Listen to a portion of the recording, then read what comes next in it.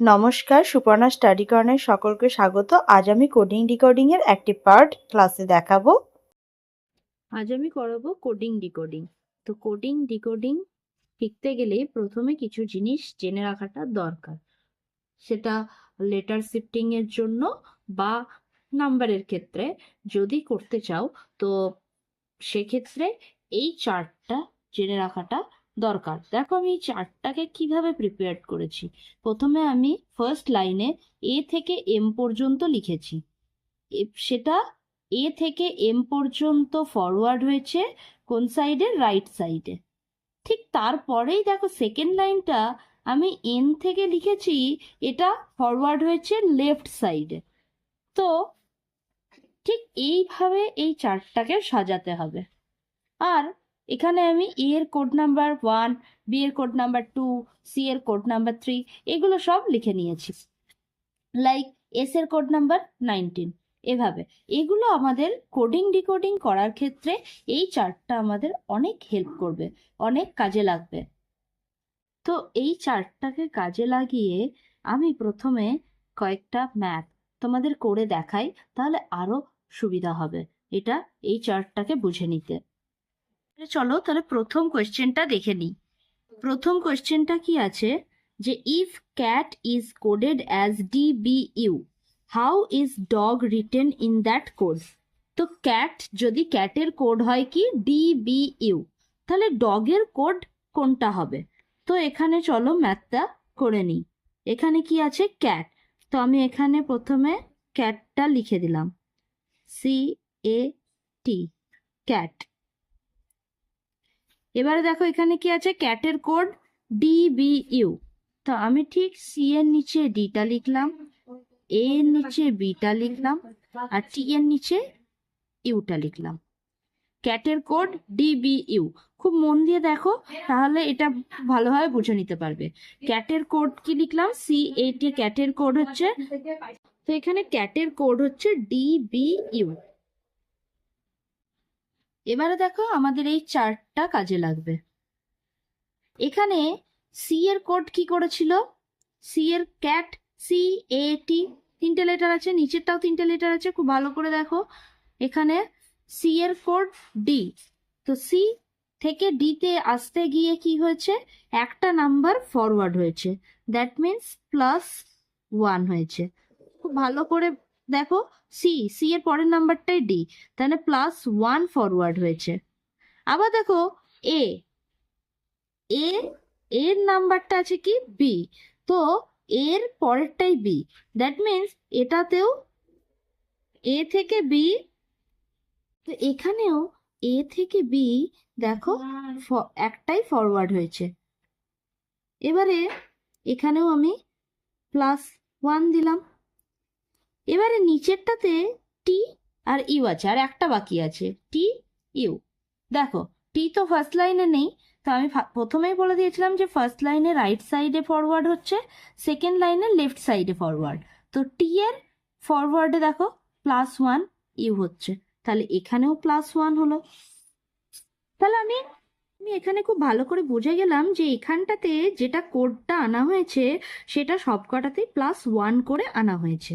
তাহলে আমাকে বের করতে বলা হয়েছে কিসের কোড? না তো ডগের কোডটা আমাকে বের করতে বলা হয়েছে।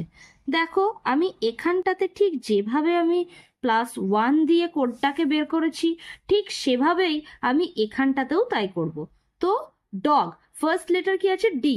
তো ডি এর +1 করলে কি কোড হবে? না তো ই। তো এখানটাতে কি লিখলাম? ই। তারপরে কি আছে? ও।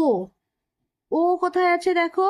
ও ফার্স্ট লাইনে নেই, সেকেন্ড লাইনে আছে। আর আমি প্রথমেই বলেছিলাম সেকেন্ড লাইনে লেফট সাইডে ফরওয়ার্ড। তো সেকেন্ড লাইনে ও এর ফরওয়ার্ড +1 দিয়ে কি আছে? পি। তো এখানে লিখে দিলাম কি? পি।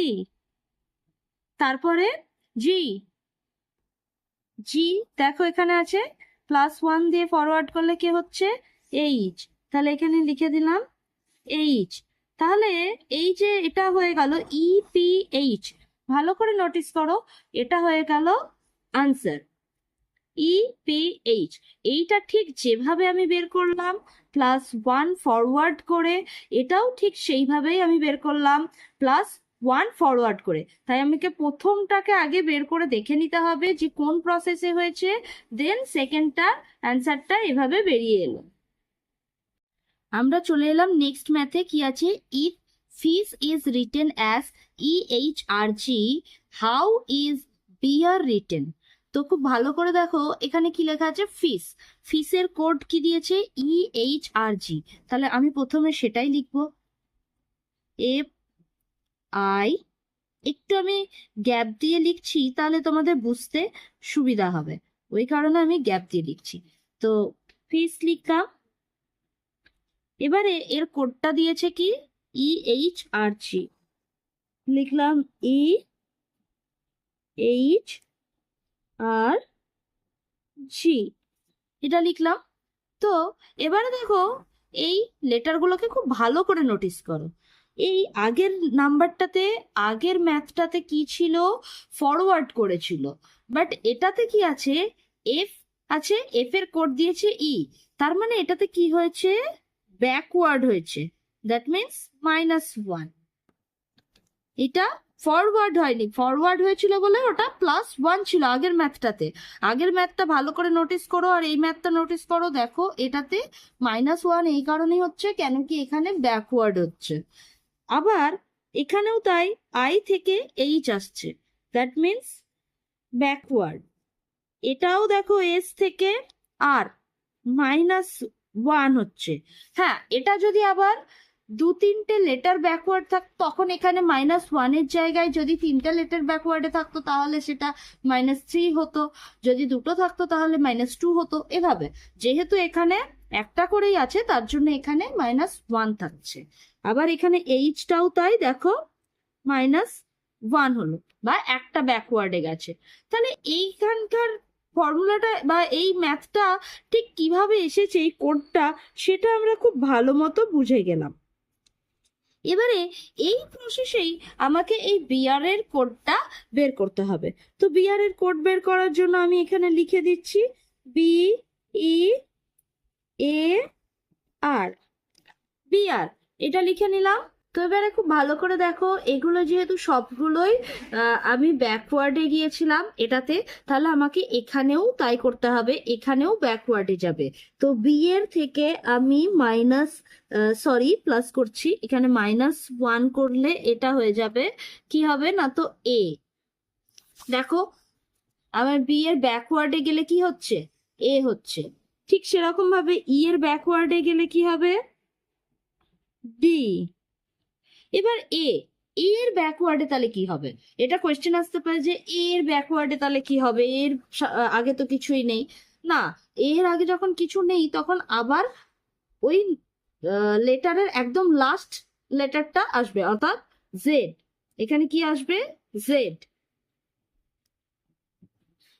আর এর ব্যাকওয়ার্ডে কি হবে? কিউ। তাহলে এটা হয়ে গেল আনসার, ADZQ। এবার 3 এর। তো 3 এর কোশ্চেনটা কি আছে দেখো, in a certain code tech is written as VCMG, অর্থাৎ টেকের কোড হচ্ছে VCMG। How is earn written? টেকের কোড যদি VCMG হয় তাহলে আর্নের কোড কি? তো চলো পেনটা নিয়ে নিলাম।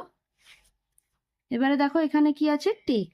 তো আমি প্রথমে লিখে দিলাম TAKE, একটু স্পেস দিয়ে দিয়ে লিখি যাতে বুঝতে সুবিধা হয়।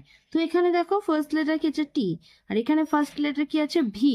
তো খুব ভালো করে দেখলে দেখা যাবে যে এখানে স্কিপ হয়েছে দুটো লেটার। লাইক কি হয়েছে না, তো ইউ তারপরে ভি। তাহলে দেখো এখানে ভি লিখলাম, তাহলে এটা হয়ে গেল +2। ঠিক তেমন ভাবে এখানে আছে এ আর এখানে আছে সি। তো এটাও সি যেহেতু আছে, এখানেও তাই +2, এখানেও তাই। এখানে কি আছে? এম, তাহলে এটাও +2। আবার এখানে আছে জি। সবগুলোই যেহেতু +2 এ ফরওয়ার্ড হয়েছে, সেই হেতু টেকটা ঠিক যেভাবে করলাম আমি আর্নটাও সেভাবেই করব। তাহলে এখানে কি লিখলাম, ARN, আর্ন। এবারে এটাতেও +2 করে করব। তো থাকলে এখানটাতে +2 দিয়ে কি হবে, GAC, আর আরেকটা কি হবে, T, আর এটা কি হবে, P। তো আনসার হয়ে গেল GCTP। এবারে চলে এলাম আমরা 4 নাম্বার কোয়েশ্চেনে। দেখো কি আছে, if Delhi is coded as EDMGJ, how is Nepal coded? তো এবার এটা এটা কিভাবে এসেছে, তো প্রথমে আগে লিখে দিই DELHI। আমি একটু স্পেস করে করে লিখছি, কেন কি এটা বোঝার ক্ষেত্রে সুবিধা হবে। তো এইভাবে করতে করতে প্র্যাকটিস করলে, যত প্র্যাকটিস করবে তত স্পিড বাড়বে, ফলে আরো স্পিডে লিখতে পারবে। তো কি আছে, রেলি EDMGJ, EDMGJ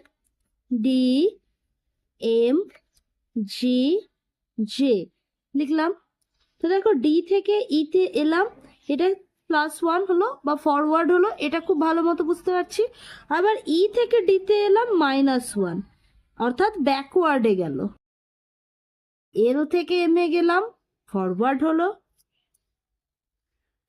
থেকে জিতে এলাম, ব্যাকওয়ার্ড হলো।